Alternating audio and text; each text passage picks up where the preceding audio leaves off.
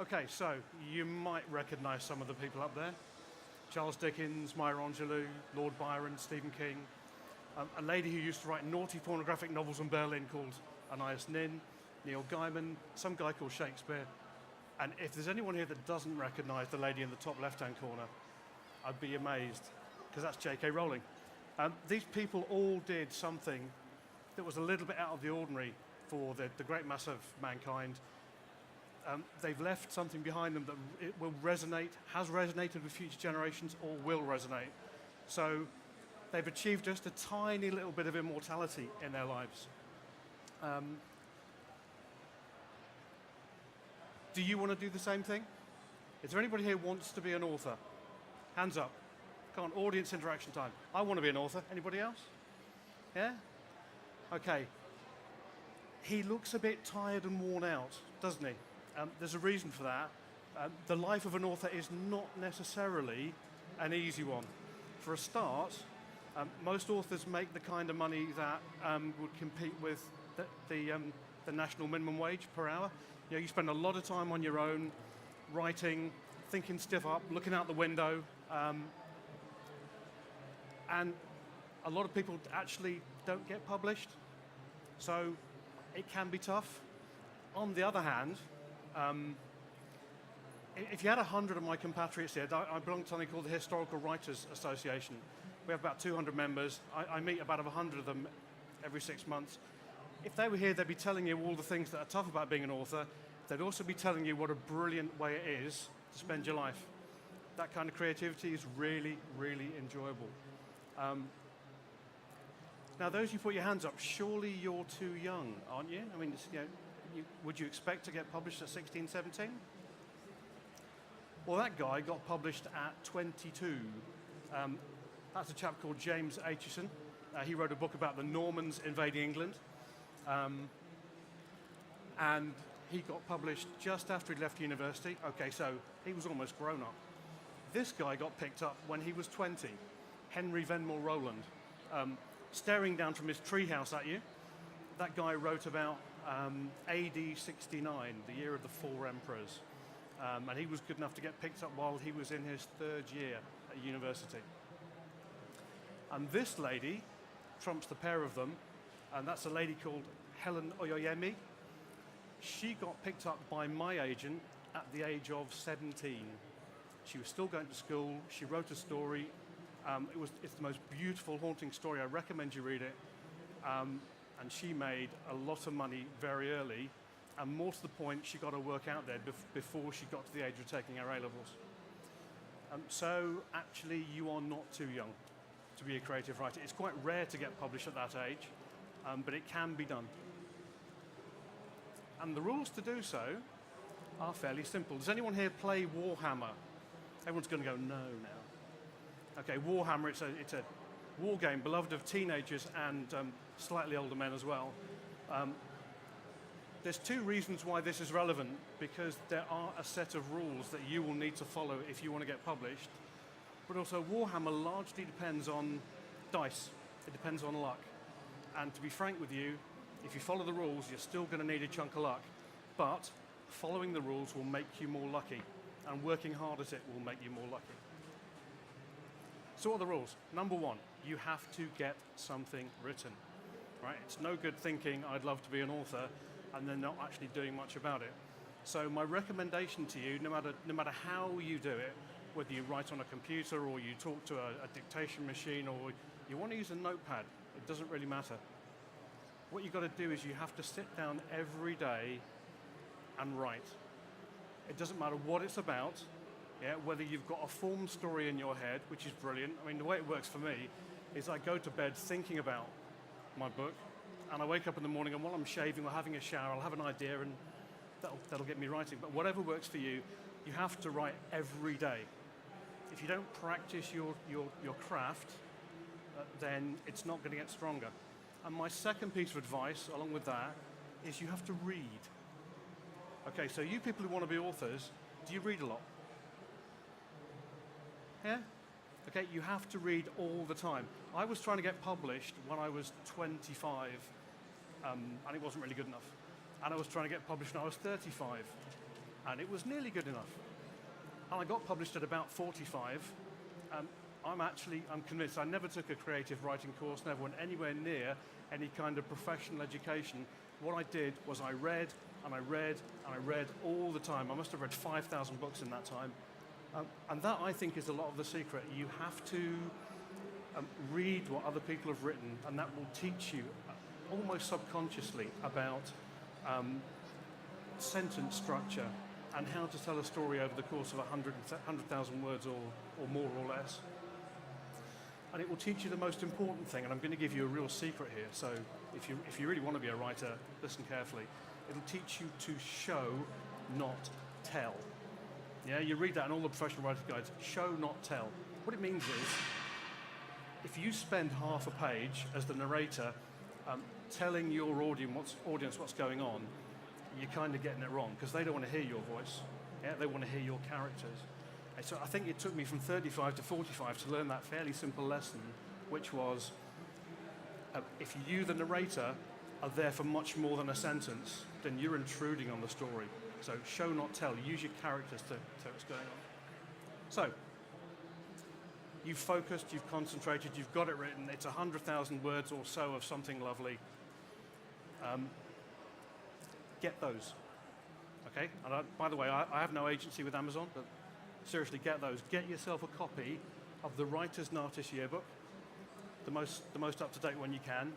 And if you're a novelist, I would recommend From Pitch to Publication by Carol Blake. She's an agent, and she will give you the inside skinny as an agent on what it takes to get published as a fiction writer. I'll say no more about Carol Blake's book other than just to say again, buy it. We'll come back to the Writers and Artists. It's going to be important to you later on. You need an agent. You really, really need professional representation if you're going to do this thing. If you go to a publisher as a standalone novelist without an agent, you will get less money than if you take an agent. The publisher is not there to perform any kind of social service. They are a business. They want to make profit. The less they give you up front, and they're not going to rob you, but the less they give you up front as an advance, the more money they've got in the pot to find other people. Your agent will get you more of an advance up front. He might charge you, or she might charge you, 10 or 15% of your royalty checks for doing so. It's money well spent. So don't tell yourself, I don't need an agent. If you can get one, yes, you do. And there's lots and lots of them out there, and to the uninformed, they all look the same, which is why I use the slide. So here's what you do.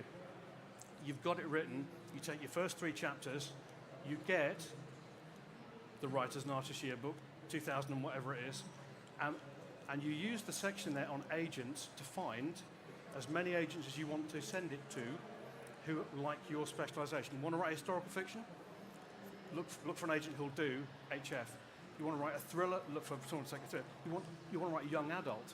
Look for agents who will take young adult input.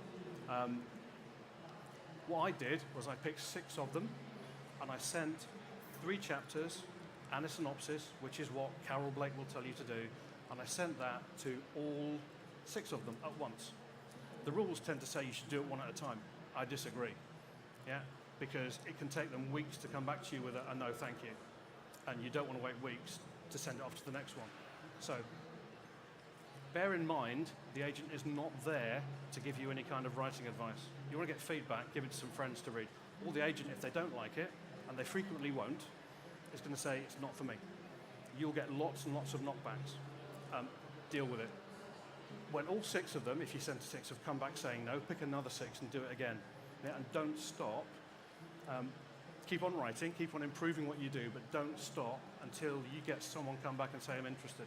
And if they come back and say, it's great, but I think you could improve it, do not get all hissy about the fact they're criticising your little baby, because they want people who can take direction. If they offer you guidance, then trust me, that means the agent really wants to do business with you. Take the advice. So wow, you've got a publisher. Yeah? The agent goes out there, and if you're lucky, he gets you a publisher. There's you on the brink of getting your work published. It takes a year, by the way. So if you do get an agent, and then you do get a publisher, don't expect it to appear on the bookshelves 3 weeks later. It won't. It'll take at least a year for your work to get out there.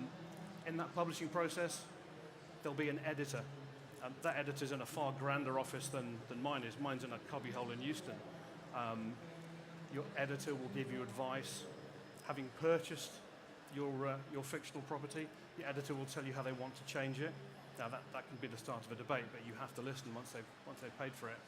And they will help to craft something that they believe is as commercially approachable as possible, because they want to make money. And they'll commission a cover. That's a cover drawn by the same guy that has done most of mine. I don't see how anyone could not love. If you wrote books about people in iron masks with muskets and swords, yeah, I don't see how you couldn't love that cover. But trust me, if you do get to the point of being published, it's quite likely that the cover they offer you will not be to your taste. Again, deal with it. Yeah, it's the publisher's property, and they'll tell you that everyone in sales loves it anyway, and that's frequently often true. Sales will choose a cover that will jump off the shelf, and so you'll end up with a commercial property that's about to go on the shelf a year later. I nearly added a slide in there, and I didn't, because a picture of my accountant would be terrifying for you, but I have to tell you, if you do get that far, you need to get an accountant, okay? Because the money that your publisher gives you will get taxed. It may not get taxed immediately. They won't do pay as you earn on it. They won't take the tax off when they give it to you, but you'll be expected to pay some taxation on it. Depending how much you make, that can be up to 50%. So if you end up with a publisher, then whatever you do, make sure that you get sensible financial representation. So you put your tax money away and don't spend it, and then have to find it somewhere else. Now here's an interesting thing.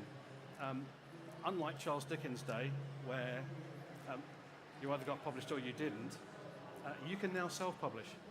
Even 10 years ago, what that meant was you paid someone £2,000 or £3,000, they gave you 500 copies of your book, and you sold 10 to your friends and put the other 499 in the loft. That's not what happens these days. You can self-publish very, very easily on Amazon, and that's actually quite tempting. If you get to the point where you've sent it off to, I don't know, a dozen agents and you're getting no response, then actually self-publishing through Amazon is very tempting. I know people who have self-published in my genre. I write historical fiction, and they've done pretty well. Right? So you can self-publish and make money.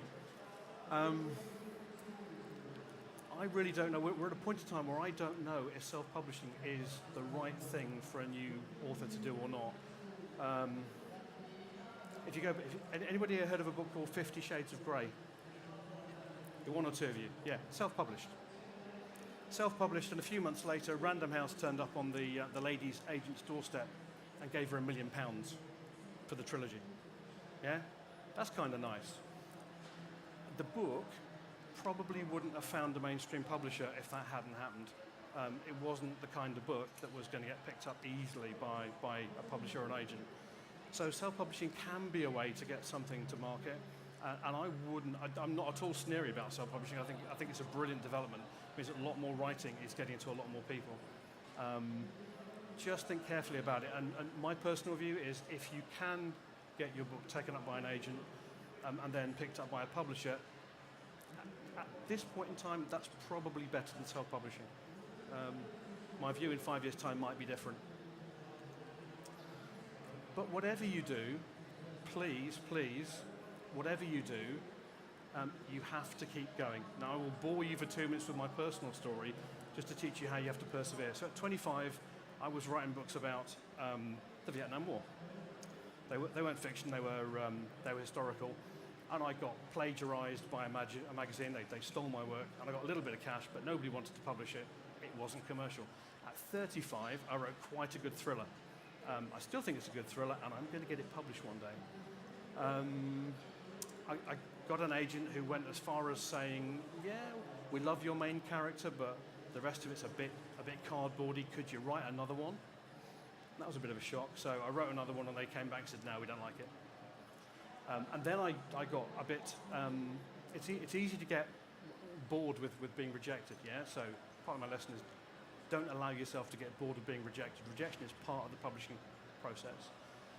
And so in 1996, I wrote a book, but I thought it wouldn't be any good because I was that guy who couldn't get published. And it lived on a succession of memory sticks, only ever one stick at a time.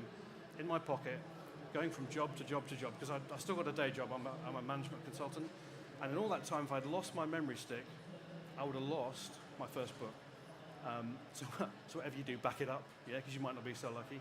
And at the age of 45, I'll shorten the story a tiny bit. I walked into a security box on Belfast Docks, and a guy said to me, "My book's doing well." I thought, well, clearly you've got a story to tell me. Tell me about your book. And he told me how he'd self-published. And this was just at the point where the internet was starting to make self-publishing work a tiny bit. And I said, "Oh, I wrote a book." And he demanded a copy of it and read it and said, "You shouldn't self-publish. You should get this to an agent." So I had one more go. I told myself I would write to 6 agents with the 3 chapters and the synopsis. And I picked 3 who took historical fiction and would go by email, because I'm an extremely impatient individual. 5 of them wrote back. I picked them all carefully from the Writers and Artists Yearbook. 5 wrote back. One said, "No, love, we're not taking historical fiction. We're only doing edgy British fiction." Whatever that is, I certainly can't write it. And the 6th agent came back with 9 things I could improve, and I agreed with 8, so I told him so, and he picked me up. And then he sent it off to 6 publishers, and 5 of them wrote back and said, "We already got one." They'd already got a Roman, they didn't get a Roman author, they didn't want any more. And the 6th one came back. It's like throwing 2 6s on the war game table. Yeah? The 6th one came back and picked me up. If either of those 6s hadn't come up, I would not be here, because I just wouldn't have been brave enough to carry on taking the rejection. And yet,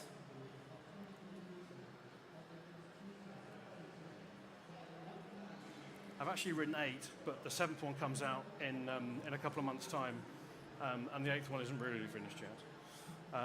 So my whole point is, I've got a series of 25 books that I'm going to write over the next probably 20 years. If at any time I had thought, I'm too fragile, I can't take the rejection anymore, then I would have stopped, and this would never happen for me.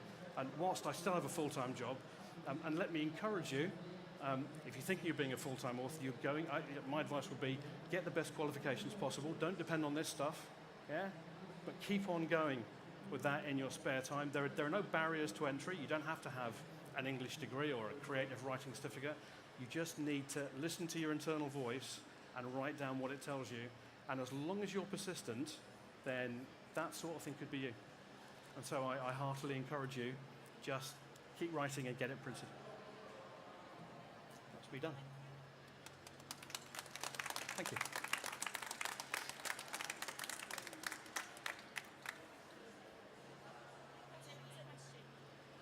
Does anybody have any questions?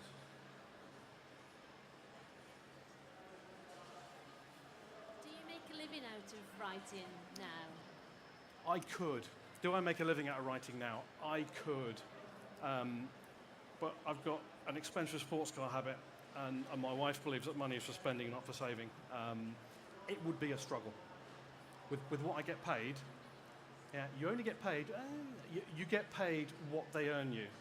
So you get an advance up front, which is paid in chunks depending on, they buy it, you finish it, they print it, and then they print it in paperback, although who buys paperbacks these days? And then once the advance is earned out, they give you money depending on further sales. I could live on it, but I wouldn't enjoy it. So you really, all the people I know who write, probably only about 20% of them are genuinely full-time writers. The rest all have jobs. Anybody else? Oh, at the back. Hi. As far as writing other kinds of work, like plays and what have you, the basic same rules apply? Yeah. Funnily enough, I grew up in Derbyshire before I moved down to where I live now, and the girl next door grew up to be a famous playwright. Both the same age, one of those real coincidences. And yes, she does make a living out of it. She's very successful. The same rules apply. You've got to turn it out. You've got to find someone to represent you, I believe. It's the strongest lesson. You have to get an agent. If you don't, you won't get the same money. And then it's down to potluck and people actually liking what you turn out. Good luck. You talked about self-publishing the books. Yes. What is different processes in that? I mean, how many different stages are there? It's much, okay, what are the different stages of self-publishing? It's much the same. You've got to turn it out. I would recommend if you're going to self-publish, you should get an editor to look at it. You will need to buy an editorial service. Nobody's going to do it for nothing because it needs to be edited to the point where it really is the right quality. Then it needs to get typeset so that it's in a commercial font rather than what comes off your laptop. And then you need to read it again and make sure that the person who's done that hasn't made mistakes, because they always do. And then you need a cover. And the cover thing is fascinating because for me, if you want to differentiate a self-published book from the mass of self-published books, get a stonking cover. Yeah? Now, none of this is cheap. As a bedroom industry, you will still need, I think, to get to, hang on, this could take a while, to get to something like that cover with a proper edit, could be talking 10 grand. You know, it's a lot of cash to do it properly, but you want it to stand out. And you know, all this thing about don't judge a book by its cover, we all do. I'm afraid we all do. The cover appeals to you, at least the first time you pick that author up. So it's easy to do badly, and it's more expensive to do properly. But I'm in no way sniffy about self-publishing. I think it's the best thing to happen to writing in the last 10 years. And good luck. All done? Cool. Thanks for coming.